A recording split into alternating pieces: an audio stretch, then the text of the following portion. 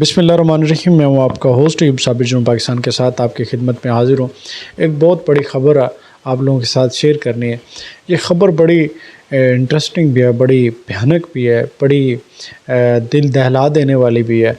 और इस ख़बर को सुनने के बाद आपके पाँव तले ज़मीन निकल जाएगी, चूँकि ये एक फैमिली की कहानी है।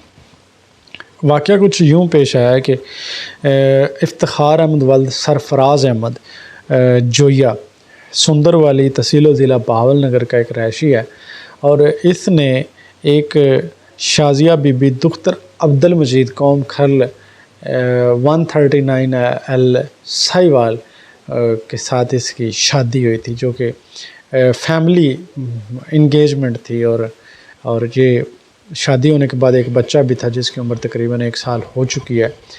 और इसी दौरान जो है इफ्तिखार अहमद वल्द सरफराज अहमद कौम जोया ने एक लड़की है जिसका नाम शाजिया बीबी है, और जिसके वालिद साहब का नाम अब्दुल मजीद और कौम खरल है, और ये दीपालपुर के रहशी हैं।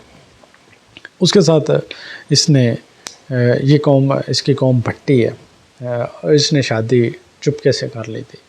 अब सीन क्या हुआ है कि इफ्तिखार अहमद के बकौल के वो मेहनत मज़दूरी करता है, क्योंकि इसकी FIR भी हो चुकी है।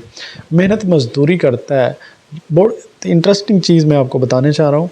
और वो कहता है कि मैं मेहनत मज़दूरी करता हूँ, और जो है मैं शाम को घर आया हूँ। घर आने के बाद मेरी बेगम जो थी, जो शाजिया बीबी थी, उसने मुझे पहले सवैयाँ खिलाई हैं। सवैयाँ खिलाने के बाद उसने मुझे चाय पिला दी है, और चाय पीने के बाद मैं सो गया हूँ।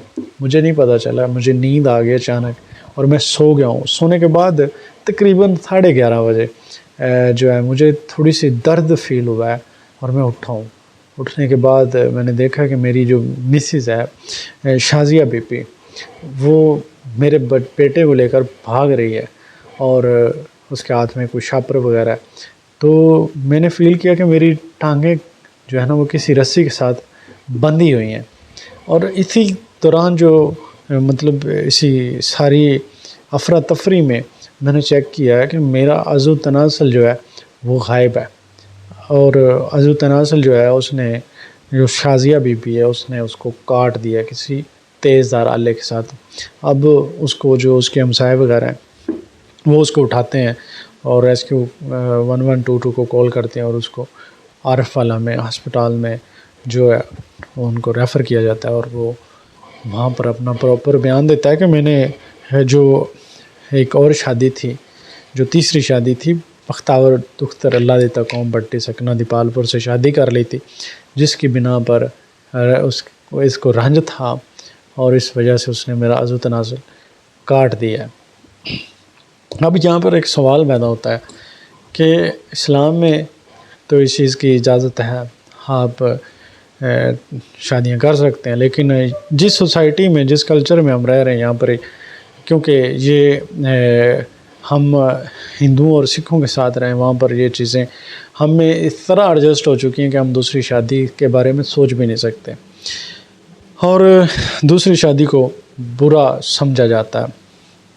लेकिन इस तरह का मामला पैदा होना ये बहुत दिल दहला देने वाला है, क्योंकि कानून भी इजाज़त देता है कि आप शादी कर सकते हैं, लेकिन सोसाइटी इजाज़त नहीं देती।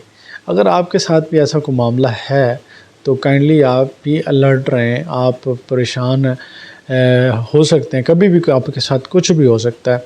और अब ये तो एक कहावत है कि ना रहेगा बांस और ना बजेगी बांसुरी। तो अब अगर आप अफोर्ड भी कर सकते हैं, लेकिन मोहतात रहें, क्योंकि इस तरह के मामलात कभी भी पैदा हो सकते हैं, कोई भी किसी के कान भर सकता है। अब इसकी ज़ाहिर सी बात है उसका वो जो सिस्टम जिसकी वजह से शादी हुई, अब वो नहीं रहा, तो मेरा ख्याल ये दोनों ही भाग जाएंगी। तो ये बड़ी एक भयानक स्टोरी थी जो मैंने आपके साथ शेयर की। इसके साथ दीजिए इजाज़त, मिलेंगे किसी नई खबर के साथ। तब तक के लिए अल्लाह निगहबान। पाकिस्तान जिंदाबाद।